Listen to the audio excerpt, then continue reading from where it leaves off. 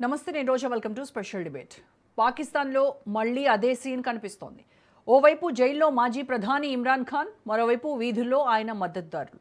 Imran Khan arrest అయి 3 ఏళ్లు పూర్తయ్యాయి. ఈ సందర్భంగా పాకిస్తాన్ వ్యాప్తంగా పీటీఐ కార్యకర్తలు భారీ నిరసనలకు దిగారు. లాహోర్, రావల్పిండి, కరాచీ, పెషావర్ సహా పలు నగరాల్లో ర్యాలీలు నిర్వహించగా పోలీసులు టియర్ గ్యాస్ ప్రయోగించి ఆందోళనకారులను చెదరగొట్టారు. 100 మందికి పైగా అరెస్ట్ అయ్యారు. అయితే ఇది కేవలం ఇమ్రాన్ విడుదల కోసం జరుగుతున్న ఉద్యమమేనా, లేక పాకిస్తాన్లో మరింత లోతుగా పెరుగుతున్న రాజకీయ అస్థిరతకు సంకేతమా? ఇప్పటికే ఆర్థిక సంక్షోభం, ద్రవ్యోల్బణం, ఉగ్రవాద దాడులు, బలూచిస్తాన్లో వేర్పాటువాద ఉద్యమాలు, ఖైబర్ పఖ్తుంఖ్వాలో భద్రతా సవాళ్లు, పాక్ ఆక్రమిత కాశ్మీర్లో ఎన్నికల హింస, ఇలా ఒకేసారి ఎన్నో సంక్షోభాలతో పాకిస్తాన్ సతమతమవుతోంది. ఇటీవల పాక్ ఆక్రమిత కాశ్మీర్లో జరిగిన ఘర్షణలు, ఎన్నికల వివాదాలు కూడా పరిస్థితిని మరింత క్లిష్టం చేశాయి. ఇక ఇమ్రాన్ ఖాన్ విషయంలో మానవ హక్కుల సంస్థలు కూడా ఆందోళన వ్యక్తం చేస్తున్నాయి. అమ్నెస్టీ ఇంటర్నేషనల్ ఆయనకు న్యాయపరమైన విచారణ హక్కులు కల్పించాలని, నిర్బంధ పరిస్థితులపై ప్రశ్నలు లేవనెత్తింది. మరోవైపు పాకిస్తాన్ ప్రభుత్వం మాత్రం చట్టం తన పని తాను చేస్తోందని చెప్తోంది. కానీ ప్రశ్న ఒక్కటే, ఇమ్రాన్ ఖాన్ నిజంగా రాజకీయ ఖైదీనా, లేక అవినీతి, ఇతర కేసుల్లో శిక్ష అనుభవిస్తున్న మాజీ ప్రధానమంత్రి? ఇమ్రాన్ జైల్లోనే ఉంటే పాకిస్తాన్లో రాజకీయ స్థిరత్వం వస్తుందా, లేక ఆయన విడుదలైతేనే రాజకీయ సంక్షోభానికి పరిష్కారం దొరుకుతుందా? సెప్టెంబర్ 27న ఇస్లామాబాద్ మార్చ్కు పిలుపునిచ్చిన పీటీఐ హెచ్చరికలతో పాకిస్తాన్ మళ్లీ ఉద్రిక్త పరిస్థితుల వైపు వెళ్తోందా? ఏం జరగబోతోంది? ఇదే అంశంపై ఇవాళ డిబేట్లో మాట్లాడదాం. డిబేట్లో పార్టిసిపేట్ చేస్తున్నారు senior journalist and senior analyst Bandaru Rammohan Rao garu. Rammohan Rao గారు, నమస్కారం సార్. నమస్కారం రాజు. రామ్మోహన్ గారు, ఈ అమ్నెస్టీ ఇంటర్నేషనల్ ఆందోళన వ్యక్తం చేస్తున్నట్లుగా ఇమ్రాన్ ఖాన్ 3 ఏళ్లుగా కఠినమైనటువంటి ఏకాంత నిర్బంధంలో ఆయన్ని ఉంచడము, అలాగే లాయర్స్ని కావచ్చు, వాళ్ళ ఫ్యామిలీ మెంబర్స్ని కావచ్చు, ఎవరిని కలవనీయకుండా చేయడం చూస్తూ ఉంటే Pak military establishment legal battle చేస్తోంది అని అనిపిస్తోందా మీకు? లేదు అని అంటే ఒక పాపులర్ లీడర్ని ఫిజికల్గా, మెంటల్గా వీక్ చేసేటువంటి ప్రీ ప్లాన్డ్ కాన్స్పిరసీగా మీకు అనిపిస్తోందా సార్? ఖచ్చితంగా రెండోది అనిపిస్తుంది రోజు మీరు అన్నది. ఎందుకంటే ఓ లీగల్ పేరు మీద ఓ కాన్స్పిరసీ, కుట్ర పన్నుతుంది అంటున్నారు. అసలు మొత్తంలో దేశంలోనే పెద్ద ఎత్తున రాజకీయ ఆందోళనలు, సామాజిక ఆందోళనలు, ఆర్థిక ఆందోళనలు జరుగుతున్నాయి. ఈ క్రమంలో దాన్ని తప్పించుకునే క్రమంలో ఇమ్రాన్ ఖాన్ గత 3 సంవత్సరాలు, సరిగ్గా నిన్నటికి 5 ఆగస్టు నాటికి 3 సంవత్సరాలు పూర్తి అయింది. 2023 5 ఆగస్టు నాడు వారిని అరెస్ట్ చేసి జైల్లో పెట్టారు. వారి భార్య వేరే పార్టీ పెట్టిన చాలా మంది, వారి కూతురు కానీ, వారి మద్దతుదారులు కానీ పెద్ద ఎత్తున పోయి ఇమ్రాన్ ఖాన్ చూసేద్దాం అనుకుంటే కూడా చూడనివ్వకుండా చేశారు. ఒక చీకటి గదిలో ఒక అద్భుతమైన క్రికెటరు, అట్లాగే మన పాకిస్తాన్ ప్రధానమంత్రిగా మరో స్పోర్టివ్ స్పిరిట్స్ తో పనిచేసి భారతదేశానికి కొంచెం దగ్గరే ప్రయత్నం చేసిన సందర్భంలో ఆయనను దూరం పెట్టారు. ఓ రకంగా చెప్పాలంటే ఆయన పదవి విచ్ఛేదం చేశారు. అసలు మొట్టమొదటి ప్రధాని లియాఖత్ అలీ ఖాన్ నుంచి మొదలు పెడితే ఇప్పటిదాకా ఎవరిని కూడా వాళ్ళు పూర్తి కాలం పదవులు ఉంచలేదు. 24 మంది ప్రధానులు మారారు. 25 ప్రధాని నడుస్తున్నారు. ఇప్పటి వరకు కూడా ఏ ప్రధానిని కూడా పూర్తి స్థాయిలో వారిని పదవి కాలంలో ఉంచలేదు. దానికి కారణం ఏంటంటే, మనకు ప్రధానులందరూ అంటే ప్రధానమంత్రులు, అధ్యక్షులందరూ కూడా సైన్యం చేతిలో ఉంటే సైన్యం తీవ్రవాదుల చేతిలో ఉంది. కనుక ఇప్పుడు పాపం బండింది అన్నట్టుగా అటుపక్క మీరు అన్నట్టు పాకిస్తాన్ కాశ్మీర్ లో పెద్ద ఎత్తున ఆందోళన జరుగుతున్నాయి. స్థానిక సంస్థల ఎన్నికలు జరుగుతున్న క్రమంలో వాళ్ళందరినీ తిరుగుబాటు చేస్తున్నారు. మేము భారతదేశంలో భాగం అంటున్నారు. మొన్ననే రాజ్నాథ్ సింగ్ గారు కూడా, మన భారత రక్షణ శాఖ మంత్రి, పూర్తిగా మ్యాపులు ఏమైనా తప్పు చూపెడుతున్నప్పుడు కూడా భారతదేశంలో అంతర్భాగం, అది ఆక్రమిత కాశ్మీర్ అనే పేరు మీరు అనడానికి వీల్లేదు, మ్యాప్లు మార్చడానికి వీల్లేదన్న. అట్లానే ఇప్పుడు మీరు బెలూచ్ నాయకులు అందరూ కూడా దాదాపు 6-7 కోట్ల జనాభా ఉంటుంది. మొత్తం 30 కోట్ల జనాభాలో 6-7 కోట్ల జనాభా ఒక బెలూచిస్తాన్ ప్రాంతంలో ఉంటది. వాళ్ళు తిరుగుబాటు చేసి 11 ఆగస్టు నాడు మేము స్వాతంత్ర దినోత్సవం ప్రకటించుకుంటున్నాం అని ప్రపంచ దేశాలు విజ్ఞప్తి చేస్తున్నాం. యాక్చువల్ గా 11 ఆగస్టు అనేది వాళ్ళకి ముఖ్యమైన దినం. ఏంటంటే అప్పుడు కొద్దిగా చరిత్రకు వెళ్ళాలి. అంటే ఈ ఆందోళన నేపథ్యంలో ముఖ్యంగా ఇప్పుడు అంటే ముప్పేట దాడి అంటారు కదా, పాకిస్తాన్ భద్రత మీద ముప్పేట దాడి జరుగుతుంది. అటు పంక్తూర్ను, దాని పక్కన కూడా ఆఫ్ఘనిస్తాన్ పక్కన ఉన్న ఆ ప్రాంతంలో మొన్ననే 13 మందిని ఆత్మాహుతి దళాలు చంపేసినాయి, చూసినాం. దాన్ని అణచడానికి ఇంకా తిప్పలు పడుతూనే ఉంది. ఒకవైపు మీరు అన్నట్టు ఆర్థిక సంక్షోభం, ద్రవ్యోల్బణము, అట్లాగే ఆహార ధాన్యాల కొరత, ఆహార సరుకుల కొరత, అట్లాగే IMF నుంచి తెచ్చుకున్న అప్పులన్నీ కూడా యుద్ధానికి ఖర్చు పెట్టడం. దీంతో చూస్తుంటే పాకిస్తాన్ మాజీ ప్రధాని భార్య మొన్న ఒక ఆరోపణ చేసింది. ఏమనంటే, అసలు మొత్తం అంతా ఒక పాకిస్తాన్ ఒక తీవ్రవాద దేశంగా మారిపోయింది. పశ్చిమాసియాలో కానీ దక్షిణాసియాలో కానీ ఈ దేశం ఇటువంటి పనులు చేయడం వల్ల పూర్తిగా ఉద్రిక్తత నెలకొన్నాయి. ఇది మానుకోవాలని చెప్పి ఆమె విజ్ఞప్తి చేసింది. ఆమె వేరే పార్టీ పోయిన సంవత్సరం 2025 పెట్టుకుంది ఆయన భార్య, మన ఇమ్రాన్ ఖాన్ భార్య. చూసాం మనం బలూచిస్తాన్ లో ఒకసారి పాత చరిత్రకు పోతే మనకు వాళ్ళు ఆగస్టు 11 నాటికి ఆగస్టు 15 మనకు భారతదేశం స్వాతంత్రం వస్తే ఆగస్టు 14 నాడేమో పాకిస్తాన్ స్వాతంత్రం వచ్చింది. అంతకంటే 3 రోజుల ముందే అప్పుడు ఆప్షన్ ఉండే కదా, మొత్తం 540 సంస్థానాలు ప్రావిన్సులలో వాళ్ళు అవసరమైతే పాకిస్తాన్ లో చేరొచ్చు, లేకపోతే ఇండియాలో చేరొచ్చు, ప్రాంతం ఎక్కడ ఉన్నా సరే. మూడోది ఆప్షన్ వాళ్ళు స్వాతంత్రంగా ఉండొచ్చు. అందుకని ఆగస్టు 11, 1947 వాళ్ళు మేము సర్వ స్వాతంత్రం అని బలూచిస్తాన్ వాళ్ళు ప్రకటించుకున్నారు. ఇప్పుడు ఏమంటారు వాళ్ళు, ఇన్ని సంవత్సరాల తర్వాత 80 ఏళ్ల తర్వాత మేము స్వతంత్ర దేశమే, అందరినీ విజ్ఞప్తి చేస్తున్న ఐక్యరాజ్యంతో సహా మేము వేరుగా ఉంటామంటున్నారు. ఆ ప్రమాదం ఒకటి ఉన్నది. ఇటు పక్కనేమో మనకు బలూచ్ ప్రాంతంలో తిరుగుబాట్లు, మారణ హోమాలు జరుగుతున్నాయి. పిఓకేలో జరుగుతుంది. ఇప్పటి వరకు అందరు ప్రధానులు 190% మంది ప్రధానులు పంజాబ్ కు నేపథ్యం ఉన్న వాళ్ళే. పంజాబ్, సింధు ఇక్కడి నుంచి ఆర్థిక రంగంలో బాగా సుస్థిరత ఉన్నది. సామాజికంగా కూడా వాళ్ళు అభివృద్ధి చెందిన వాళ్ళు చూస్తున్నాం. సామాజికంగా, రాజకీయంగా, ఆర్థికంగా కూడా ఇప్పుడు వాళ్ళ పెత్తనాన్ని మాకుతున్నామనే ఆందోళన కూడా ఇప్పుడు నేను చెప్పిన 3 ప్రాంతాల్లో నెలకొన్నది. కనుక ఇవాళ ఆర్థిక రాజకీయ సంక్షోభంలో ఉన్న దానికి ఇప్పుడు పాకిస్తాన్ మాజీ ప్రధాని మద్దతుదారులు మొన్న 100 మంది పెద్ద నిరసనలు వ్యక్తం చేశారు. వాళ్ళ మీద భాషవాయు ప్రయోగం చేశారు, కాల్పులు చేశారు. అంటే ఇప్పుడు ఈ ఆయన హెల్త్ అస్థిరతను గురించి చాలా ఎక్కువగా వర్రీ అవుతున్నారు సార్. ఆయన సపోర్టర్స్ అందరూ కూడా ఆయన హెల్త్ కండిషన్ బాగాలేదు, ఎస్పెషల్లీ ఆయన ఐసైట్ చాలా ప్రాబ్లమాటిక్గా ఉంది అని చెప్తుంటే కూడా ప్రభుత్వం కొట్టిపారేస్తోంది. అలాంటిది ఏమి లేదు అని అంటుంది. అంటే కనీసం ఒక హ్యుమానిటేరియన్ గ్రౌండ్స్లో ఒక ఫార్మర్ ప్రైమ్ మినిస్టర్కి కల్పించాల్సినటువంటి కనీస మెడికల్ కేర్ కూడా కల్పించకుండా ఉండడం అనేది ఎంత దారుణం సార్. ఓ పక్క హైకోర్ట్స్ కూడా కొన్ని సిచ్యువేషన్స్లో ఈ హెల్త్ చెకప్స్ని ఆర్డర్స్ ఇస్తున్నప్పటికీ కూడాను వీళ్ళు వాటన్నింటినీ బేఖాతరు చేస్తూ న్యూ కేసెస్ని ఇంకా ఆయన పైన మోపుతూ ఇంకొంచెం జైల్ టర్మ్ని పెంచాలని చూస్తున్నారు కాంగ్రెస్, పాకిస్తాన్లో ఉన్నటువంటి షహబాజ్ షరీఫ్ ప్రభుత్వం. అవును. అందుకనే ఇప్పుడు ఆ మధ్య 6 డిమాండ్లు వచ్చిన తర్వాత కొద్దిసేపు మాత్రం ఆ చీకటి గదిలో ఉన్నాయని చూపించారు. ఆయన చచ్చిపోయాడనే ప్రకారం కూడా వచ్చింది. చాలా పెద్ద ఎత్తున ఆందోళన చేసిన తర్వాత ఉన్నారు అని చూపించడానికి ఒక మధ్య మార్గం ఎంచుకొని చూపించారు. మళ్ళీ ఇంతవరకు మళ్ళీ బయటకు రాలే. ఆయన వీడియోలు కానీ ఏం రాలేదు. బాగానే ఉన్నాడు కానీ చీకటి గదిలో మగ్గుతున్నాడు అని కూడా వార్తలు వచ్చినాయి, చూసినాం మనం. అందుకు అసలు భుట్టోను చంపిన పరిస్థితి చూడండి, ఎంత దుర్మార్గం చూసినాం కదా మనం. భుట్టో మీద ఆరోపణలు కానీ అవినీతి ఆరోపణలు చేస్తారు, రాజకీయంగా అనగదొక్కుతారు, చూస్తున్నాం. అసలు ఓ రకం చెప్పాలంటే ఈ పాలకులకు జ్ఞానం ఎందుకైతే తెలియదు. కానీ ఇప్పుడు ఈ షహబాజ్ షరీఫ్ కూడా గతంలో బయట నుంచి వచ్చిన వాడే కదా. ఏమంటా అంటే తాను రేపు తన గతి కూడా అంతే పడుద్ది అని ఎందుకు ఇంగిత జ్ఞానం ఉంటుంది, అది వీళ్ళకి అర్థమైతలేదు. ఇప్పుడు నిజంగా మిగతా ప్రధానులు అందరూ కూడా ఇదే అనుభవించారు కదా. ఎప్పుడో బెనజీర్ భుట్టో బహిష్కరించబడ్డది. ఏ రకంగా చూసినా పాత ప్రధానులు, బతికున్న ప్రధానులు ఎవరు కూడా ఇవాళ లైవ్ లో లేరు, రాజకీయ రంగంలో లేని పరిస్థితి. అమెరికా అండ చూసుకొని ఆయన చాలా ధైర్యంగా ఉన్నాడేమో సార్. షరీఫ్ కంటే అమెరికా అంటే ఎవరికి ఉందంటే షరీఫ్ కూడా మా పప్పేట చెప్పారు.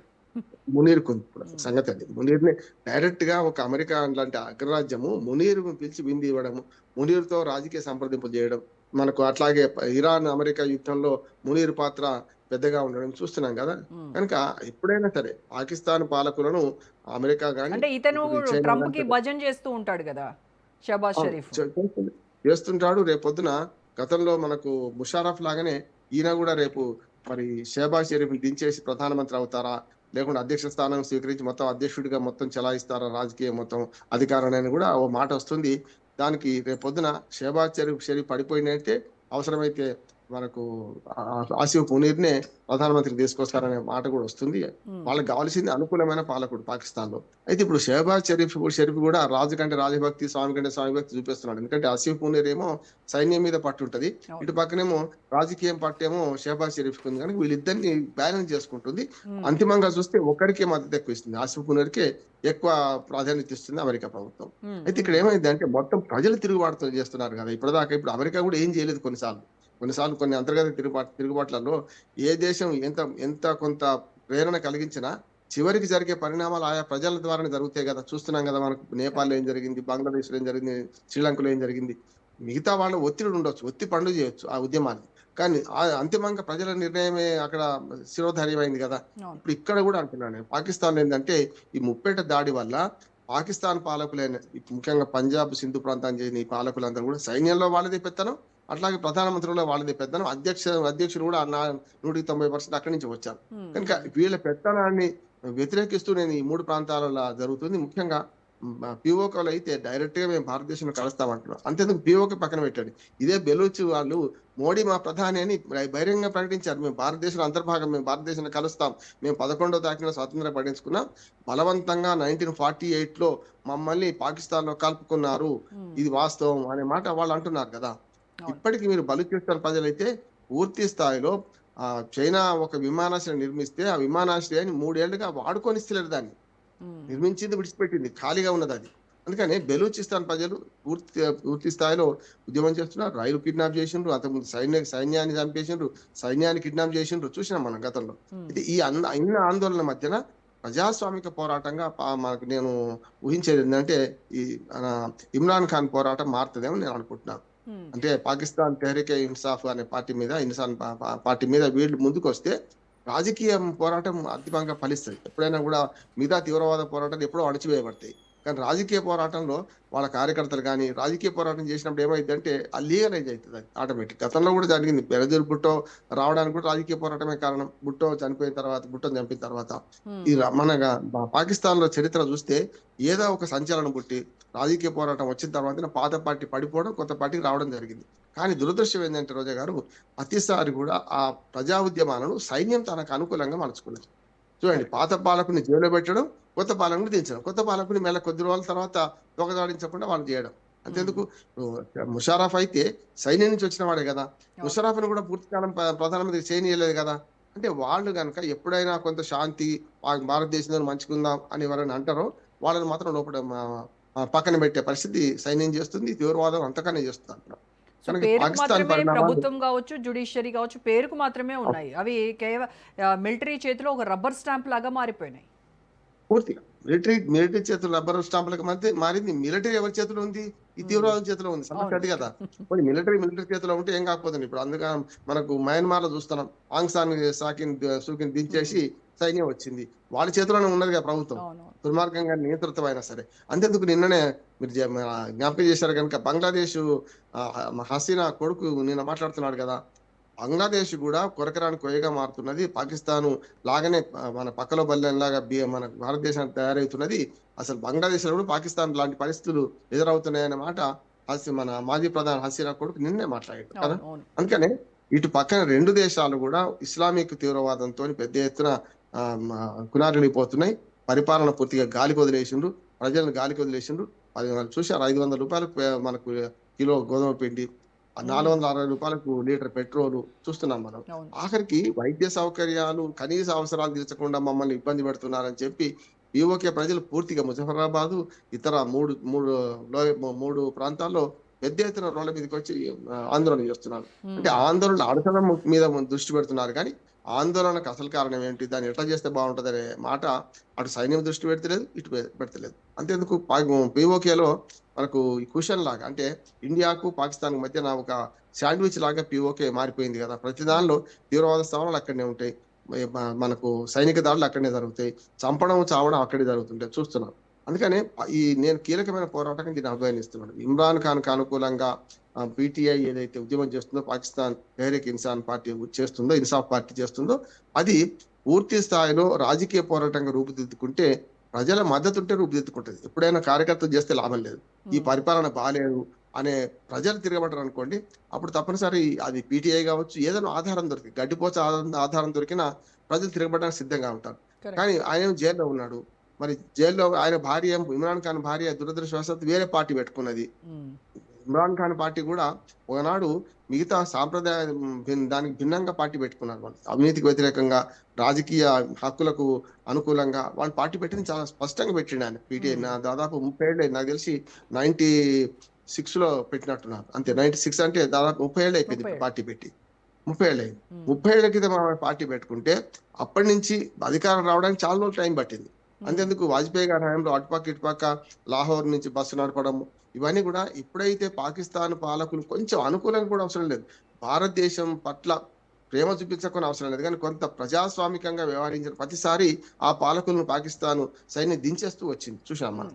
కనుక ఇప్పుడు కూడా పాకిస్తాన్ సైన్యం దించబడ్డ చాలా మంది మళ్ళీ ప్రధానమంత్రులు అయింది కొందరు. ఇది ఒకరిద్దరు దించబడ్డ తర్వాత మళ్ళీ ప్రజల తిరుగుబాటు ద్వారా అయినరు.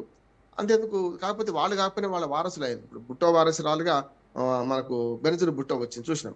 ఆమెను కూడా ప్రవాసం పట్టించే పరిస్థితి తీసుకొచ్చారు కానీ ఎప్పుడు చేయలేదు. వీళ్ళకి ఏమైతుందంటే అమెరికానో, లండనో, బ్రిటనో ఇవి ప్రవాసంగా మారుతున్నాయి పాలకులకు. ఇప్పుడు కూడా అదే ఇమ్రాన్ ఖాన్‌ది తేడా ఉంది. ఇమ్రాన్ ఖాన్ దేశంలో బంధించారు. మిగతా వాళ్ళందరూ బయట దేశాలకు వెళ్ళి బయటకు పోయి మన పోరాటం చేసి బయటకు వచ్చారు. అదే ఇప్పుడు బంగ్లాదేశ్ ప్రధాని ఇప్పుడున్న ప్రధాని అదే కదా. 17 ఏళ్ళు అజ్ఞాతవాసం బయట ఉండి అంటే ప్రవాసం పోయి 17 ఏళ్ళ తర్వాత మళ్ళీ హసీనాను అరెస్ట్ చేసినాక బంగ్లాదేశ్ లో కాలు పెట్టి ఆయన గెలిచాడు. అంటే పాకిస్తాన్ పాలకుల పట్ల, గత పాలకుల పట్ల, మంచిగా చేసిన పాలకుల పట్ల ప్రజలకు మంచి అభిప్రాయం ఉన్నది. కానీ వాళ్ళు రావడానికి బయట దేశం నుంచి రావడం కంటే ఇప్పుడు ఇమ్రాన్ ఖాన్ జైల్లో ఉన్నాడు కనుక విడుదలకు డిమాండ్ చేస్తే కూడా ఆరోగ్యం సహకరిస్తుందా లేదా అనేది కూడా ఒకటి నాకు సంశయం అనిపిస్తుంది. ఎందుకంటే మీరు అన్నట్టు అన్ని రకాలుగా ఆయన శరీరం పాడైపోయిందని, ఆరోగ్యం సరిగ్గా లేదని, బయటకు వచ్చినా కూడా మరి సరైన వైద్య సౌకర్యం లేకుండా బతకలేడనే మాట కూడా వస్తున్నది. ఈ వాళ్ళ పార్టీ కార్యకర్తలతో పాటు ఈ ప్రజలు కూడా ఇంతవరకు తిరుగుబాటు చేస్తారని దాన్ని బట్టే రేపు పొద్దున ఈ పీటీఐ భవిష్యత్తు ఈ తిరుగుబాటు కూడా నెమ్మదిగా మిగతా ప్రావిన్సెస్ కూడా విస్తరిస్తూ ఉంది. మనం ఖైబర్ పఖ్తూన్ఖ్వా సీఎం ఎవరైతే ఉన్నారో సోహైల్ అఫ్రిది ఆయన డైరెక్ట్ గానే ఒక వార్నింగ్ ఇచ్చాడు ఆయన central government, Pakistan central government కి. సెప్టెంబర్ 27న ఇస్లామాబాద్ మార్చ్కి ఆయన కాల్ కూడా ఇచ్చారు. సో ఇదంతా చూస్తుంటే ఇదంతా ఒక నార్మల్ పొలిటికల్ ప్రొటెస్ట్ అవుతుందంటారా? లేదు అని అంటే ఇది ఖచ్చితంగా ఒక పాక్ ఫెడరల్ సిస్టమ్కి ఒక సివిల్ వార్ లాగా మారబోతుంది అనుకోవచ్చా? రాజకీయ పోరాటం ద్వారా మాత్రం హక్కులు సాధించుకోగలుగుతారు. ఉదాహరణకి ఇప్పుడు బలూచిస్తాన్ వాళ్ళు స్వాతంత్రం ప్రకటించుకున్నారు. రేపు 11 నాడు ప్రతి ఇంటికి జెండా ఎగిరేయాలి, మన బలూచిస్తాన్ జెండా అంటున్నారు. అదొక పోరాటం సక్సెస్ కావాలని కోరుకుందాం మనం. ఎందుకంటే వాళ్ళు ప్రజలు తిరుగుబాటు చేస్తున్నారు. రెండోది ఇప్పుడు మీరన్న మనకు ఆఫ్ఘనిస్తాన్ పక్కన ఈ ప్రాంతంలో ఏమవుతుందంటే వాళ్ళు స్పష్టంగా డ్యూరాండ్ రేఖను మేము అంగీకరించమనేమో అటు పక్క ఆఫ్ఘనిస్తాన్ ఉంటుంది. ఆఫ్ఘనిస్తాన్ ఏమంటుంది ఈ 2 జిల్లాలని, ఈ 2 ప్రాంతాలను మా ఆఫ్ఘనిస్తాన్ లో కలపాలని కోరుకుంటుంది. ఇప్పుడు అక్కడి ప్రజలు కూడా ఆఫ్ఘనిస్తాన్ లో కలవకపోయినా సరే స్వతంత్రంగా ఉంటామంటున్నారు. అటు కాకుండా ఇటు కాకుండా మధ్యన ఉంటామంటున్నారు. వాళ్ళు పిఓకే సంగతి కార్యక్రమాలు చూస్తున్నాం. ఏమున్నా కూడా సింధు, పంజాబ్ ప్రాంతం ఈ 2 ప్రాంతాలే సస్యశ్యామలమైనవి, ఆర్థికంగా రాజకీయంగా పట్టున్న ప్రాంతాలు. వీటి నుంచి తిరుగుబాటు వస్తే మాత్రం సక్సెస్ అయింది నేను అనుకుంటున్నాను. ఎందుకంటే వీటిని తిరుగుబాటు వచ్చి ఇప్పటిదాకా వనరులు మావి, ఆర్థిక సంస్థ మాయి, మరి ఈ 3 తిరుగుబాట్లను అణచివేసే ప్రయత్నం చేస్తారా లేదా అని కూడా ఒక మాట పంజాబ్ పాలకుల నుంచి వస్తున్నది. పంజాబ్ లో కొన్ని రాష్ట్రాలని ఆ పాలకుల నుంచి వస్తున్నది. ఇది కూడా మరి ఎటు దారి తీస్తుందో తెలియదు అంటున్నాను. ఒకటి. రెండోది ఏంటంటే ఈ 3 ప్రాంతాలలో మేము మన పాకిస్తాన్ నుంచి విడిపోతా అంటున్న బలూచిస్తాన్ మన కోరిక కనుక గట్టిగా నెరవేరితే అది రేపు పొద్దున మొత్తం పాకిస్తాన్ భవిష్యత్తు చిత్రరూపం మారుతుంది అనుకుంటున్నాను. కానీ అమెరికా అండ ఉన్న రోజులు బలూచిస్తాన్ ఆటలు సాగవు, వాళ్ళను ముందుకు రానియరు అనేది కూడా మాట వస్తున్నది. అది చైనా రానియదు. ఎందుకంటే చైనా కావాల్సింది బలూచిస్తాన్ ప్రాంతం, వాళ్ళకి కావాల్సింది ఏంటంటే విమానాశ్రయాలు కానీ రేపు పొద్దున అటు పక్కన మనకు అరేబియా మహాసముద్రంలో స్థావరం కోసం కానీ వాళ్ళకి కావాల్సింది చైనా. ఎందుకంటే చైనా మద్దతు పాకిస్తాన్కే ఉన్నది, అమెరికా మద్దతు పాకిస్తాన్కే ఉంది. కనుక ఈ ప్రాంతీయ పోరాటాలు ఇవి పూర్తిగా సక్సెస్ కావాలంటే అక్కడి ప్రజలు తిరుగుబాటు చేయాలి. అప్పుడు మాత్రమే సాధ్యం అవుతుంది. తిరుగుబాటును అణచడానికి వాళ్ళు ఎంత ప్రయత్నం చేసినా బలూచి తిరుగుబాటుదారులు అయితే పూర్తి స్థాయిలో మీరన్న మనం స్వాతంత్రం ప్రకటించుకుంటున్న ఇటు పక్క ఆఫ్ఘనిస్తాన్ పఖ్తూన్ ఏరియా కానీ ఈ 2 కూడా. ఒక్కటి ఏంటంటే ఒకవేళ ఒత్తి పండు చేయకపోయినా మనం కొంచెం ఆహ్వానిస్తే పీఓకే అని కనుక మనం స్వాధీనం చేసుకున్నాం అనుకోండి, ఒక రకంగా చెప్పాలంటే పాకిస్తాన్ ఇంకా ఇబ్బందులు పడుతుంది. అది ఎప్పుడు అని ఎదురు చూస్తున్నారు పాకిస్తాన్ ప్రజలు, పీఓకే ప్రజలు ఎదురు చూస్తున్నారు. ముజఫరాబాద్ లో అయితే పూర్తిగా మేము భారతదేశంలో భాగమని జెండాలు ఎగిరేస్తున్నారు, మన భారతదేశ జెండాలు ఎగిరేస్తున్నారు అక్కడ. అట్లానే బలూచ్ భారతదేశంలో భాగం అవుతామని చెప్తున్నారు. అట్ ద సేమ్ టైం అక్కడ జాక్ ఎవరైతే ఉన్నారో వాళ్ళు కొద్ది రోజుల్లోనే కొత్త దేశం కూడా ఏర్పడొచ్చు అనేటువంటి సంకేతాలు కూడా ఇస్తున్నారు. వాళ్ళు సపరేట్ నేషన్ కావాలి మేము అని కూడా కోరుకుంటున్నారు. అదే అంటే ఆ సపరేట్ నేషన్ అయితే మళ్ళీ మన మద్దతు ఇవ్వలేము, అదే సమస్య. అందుకని చూశారు కదా మొన్న ఇటీవల మనం ఆక్రమిత కాశ్మీర్ను వేరే మన పాకిస్తాన్ లో భాగంగా చూపించిన అమెరికా ఫోటోలు కానీ మనం చూసినప్పుడు మనం గట్టిగా మనము నిరసన వ్యక్తం చేసినాం. అట్లాగే బంగ్లాదేశ్ కూడా మన ఈశాన్య ప్రాంతాన్ని మన దేశంలో చూపించకుండా అది అటు పక్కన చైనాలో అంతర్భాగంగా అరుణాచల్ ప్రదేశ్ చూపించడం కూడా మనం వ్యక్తం చేసినాం. కనుక మన మద్దతు అప్పుడు ఉండకపోవచ్చు. కానీ బలూచ్ ప్రజలు ఏమంటున్నారంటే పూర్తిగా మేము భారతదేశంలో కలుస్తాం, ఆనాడు మాకు స్వేచ్ఛ ఉండే, అయితే ప్రత్యేక దేశంగా ఉంటాం, లేకపోతే భారతదేశంలో కలుస్తామంటారు. అప్పుడు ఏమవుద్దంటే ఇప్పుడు తూర్పు పాకిస్తాన్, పశ్చిమ పాకిస్తాన్ మన 2 వైపులా ఎడాపెడా అప్పుడు 71 దాకా మనం ఎట్లా వేయించారో అప్పుడు మనకు ఒక అవకాశం వస్తుంది. అంటే మనం స్వతంత్ర బెలూచిస్తాన్‌కి అనుకూలం మానసికంగా. కానీ హ్మ్. అంతర్జాతీయ సమాజంలో మనకు ఆహ్, సా దాన్ని పేరొస్తదని చెప్పి మనం వెనక ముందు ఆడుతున్నాం. కానీ పాకిస్తాన్ ఆక్రమిత కాశ్మీర్‌లో మనకు లీగల్‌గా హక్కుంది గదా! మరి హ్మ్. పాకిస్తాన్ ఆక్రమిత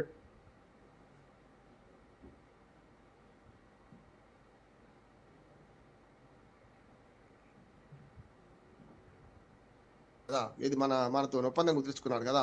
అప్పుడు ఆయన ఆధీనంలో ఉన్న పీఓకేతో సహా మనకు అప్పగించారు గదా! అది లీగల్ శాంటి అయితది. కానీ ఏమైందంటే అప్పటికి చేయి దాటిపోయింది. దాన్ని పాకిస్తాన్ పాలకులు ముఖ్యంగా సైన్యం ఆక్రమించుకొనున్నది గనక ఆక్రమిత కాశ్మీర్‌ను మనం ఒక రకంగా నెహ్రూ చేసిన పొరపాటే అది. ఒక రకంగా మిగతా దేశమంతా గూడా కలపడానికి సర్దార్ వల్లభాయ్ పటేల్ ఎంత కృషి చేసిండో, ఒక్క విషయంలో నాకు విడిచిపెట్టన్న నెహ్రూ గారు ఆనాడు పీఓకేని గనక అప్పుడే స్వాధీనం చేసుకునుంటే ఈ సమస్య రాకపోతుండే. హ్మ్. కానీ కొన్ని అవకాశాలొచ్చినాయి మనకు. అవకాశాలొచ్చిన ప్రతిసారి గూడా మనం ఏ దేశ సార్వభౌమత్వాన్ని దాన్ని కాపాడదాం. మనం వద్దు సామ్రాజ్యవాదం లేదని లాహోర్ దాకా 71లో దూసుకుపోయినాం గదా! అప్పుడు మనం స్వాధీనం చేసుకోలే. కార్గిల్ యుద్ధం అప్పుడు పాకిస్తాన్ ఆక్రమిత కాశ్మీర్‌ని గూడా మనం స్వాధీనం చేసుకొని ప్రయత్నించింది. అప్పుడు స్వాధీనం చేసుకోలే. మొన్నటికి మొన్నటి ఆపరేషన్ సింధూర్ గూడా విషయంలో గూడా ఉగ్రవాద స్థావరాల మీద కొట్టి మనకి వెనక్కొచ్చేసినాం. అంటే మనమేమో నైతికత పాటిస్తున్నాం. వాళ్ళు దుర్మార్గంగా, అనైతికంగా మన భారతదేశం మీద దాడులు చేస్తున్నారు. దానికి ఇంతకింత అనుభవిస్తున్నారంటున్నా. అంతర్గతంగా చెప్తున్న ఏవైతే 3 పోరాటాలున్నాయో, ఈ 3 పోరాటాల వల్ల ఇప్పుడు కాకపోయినా రేపు కాకపోయినా ఎల్లుండి పాకిస్తాన్‌కు ఇబ్బంది ఎదురవుతది. మొట్టమొదటి ఇబ్బంది సరిగ్గా ఇంకొక 4, 5 రోజులలో పాకిస్తాన్‌లో భాగంగా ఉన్న బెలూచిస్తాన్ ప్రజలు పూర్తి స్థాయిలో స్వాతంత్రం ప్రకటించుకుంటున్నారు. జెండాలు ఎగిరేస్తున్నారు. దాన్ని ఎంతవరకు అణచివేయగలుగుతారు వీళ్ళనేది ప్రశ్నార్థకమే అంటున్నాను. ఇప్పుడు ఈ ఆర్థిక సంక్షోభం నుంచి అసలు పాకిస్తాన్ కోలుకుంటుందంటారా సార్? ప్రస్తుతం సిట్యుయేషన్ చూస్తే పొలిటికల్ ఇన్‌స్టెబిలిటీ చూస్తే పీక్స్‌లో ఉంది. అండ్ అవును. లా అండ్ ఆర్డర్ అయితే టోటల్లీ కొలాప్స్ అయిపోయింది. సో, ఇలాంటి ఒక కంట్రీకి ఇంటర్నేషనల్ ఏజెన్సీస్ ఇచ్చేటువంటి ఫైనాన్షియల్ ఎయిడ్ అనేది చాలా ఇంపార్టెంట్. సో, దాంతో కొంతవరకు మాత్రమే వాళ్ళు సస్టైన్ అవ్వగలరు. బట్ ఎకానమీ చూసుకుంటే కుప్పకూలిపోతుంది. మరి రూట్స్ నుంచి దీన్ని సేవ్ చేసుకోవాలి అనంటే వాళ్ళు ఏ రకంగా దీని నుంచి బయటపడతారంటారు? పాలకుల కంటే ప్రజలు ఆలోచించాలి. చూడండి మీరు అమెరికా ఐఎంఎఫ్ ద్వారా మనకు రూ. 8,500,00,00,000 ఆ మధ్యన అప్పిప్పించింది. వాళ్ళ స్వార్థం వాళ్ళది. ఎంతసేపు దాని వల్ల ఆయుధాలు కొనుక్కోండి. అందులో ఇచ్చిన అప్పులో గూడా తమ ఆయుధాల ఖర్చును పట్టుకొనే ఇచ్చింది. ఆహ్, ప్రపంచ బ్యాంక్ వట్టిగనే అప్పియ్యదు గదా! ఇచ్చిన దానిలో అమెరికా కొంత తన సంతానికి ఏదైతే ఆయుధాలు సరఫరా చేసిందో అయి పట్టుకొనే ఇచ్చింది. చైనా గూడా సిపెక్ రహదారి ద్వారా ఇరాను మనకు అరేబియా మహాసముద్రంలో స్థానం కోసం ప్రయత్నం చేస్తుంది తప్ప, వాడి స్వార్థం తప్ప కేవలం పాకిస్తాన్‌కి సహాయం చేసే ఉద్దేశ్యం అటు చైనాకు లేదు, ఇటు అమెరికాకు లేదు గదా! హ్మ్. ఒకవేళ మనకు రష్యా ఎట్లాగో పట్టించుకోదు. పాకిస్తాన్ ఎంత నాశనం అయిపోయినా రష్యా పట్టించుకోదు. రష్యా మనకు మిత్ర దేశం గనుక. కనుక ఇక్కడ ఏమైనా ఉంటే ఆఫ్ఘనిస్తాన్ తిరుగుబాటుదారులు డ్యూరాంగ్ రేట్ దాటి మనకు పఖ్తూన్‌లో ఆహ్, ప మన వాళ్ళకి మద్దతు ఇవ్వడం ఒకటి మార్గం. ఇటు పక్కనేమో బెలూచిస్తాన్ ప్రజలు పూర్తిగా తిరుగుబాటు చేయడం రెండో మార్గం. హ్మ్. మూడోది పాకిస్తాన్ మొత్తాన్ని రక్షించుకుందామని ముఖ్యంగా సింధు, పంజాబ్ ప్రాంతంలోని ప్రజలు తిరుగుబాటు చేస్తే మంచిది. కానీ వాళ్ళకేందంటే ఒక స్వార్థం ఏందంటే, మేము తిరుగుబాటు మొదలుపెడితే ఆ ప్రాంతాలు వేరే అయిపోతాయి గదా! రేపొద్దున ఆ ప్రాంతాలు లేకపోతే పాకిస్తాన్ దేశం ఎటు కాకుండా మధ్యన ఇరికిపోతది గదా! అనే ఒక భయం ఉంది కనుక పాకిస్తాన్‌లోని ప్రజలు మన సింధును, జమ్మూ కాశ్మీర్‌లోని ప్రజలు ముందుకొస్తలేరు అనుకుంటున్నాను. కానీ ఆ మిగతా ప్రాంతాల ప్రజలు తిరుగుబాటు చేసినాక వీళ్ళు గూడా ఏం చేయగలుగుతారు? దేశాన్ని పరిమితం చేసుకోవాల్సి వస్తది గదా! అందుకని హ్మ్. 3 ముక్కలవుతదా దేశం? లేకపోతే కలిసి ఉంటదా? అనేది రేపు ప్రశ్నార్థకంగా మారింది పాకిస్తాన్. ఇంకొకటేందంటే మీరన్న రాజకీయ సంక్షోభం ఎట్లాగున్నది. ఆర్థిక సంక్షోభం తోడైతే ఇవాళ ఆర్థిక సంక్షోభానికి ఆదుకునే దేశం ఒక్కటే కనపడతలేదు ఇవాళ. పాకిస్తాన్‌కు ఆదుకునే దేశం చైనా కనపడతలేదు. ఇటు పక్కన వాళ్ళ స్వార్థం కోసం వాళ్ళు మద్దతు చేస్తున్నారు తప్ప అమెరికా కూడా కనపడతలేదు. ఈ మిగతా దేశాలు ఏం సాయం చేస్తాయి వాళ్ళకి? కనుక ఈ ఆర్థిక సంక్షోభాన్ని గట్టెక్కిస్తేనే రాజకీయ సంక్షోభాన్ని కూడా ఎదుర్కోగలుగుతారు. ఈ రెండిటి మధ్యన సైన్యం కూడా తన పాత్ర హ్మ్.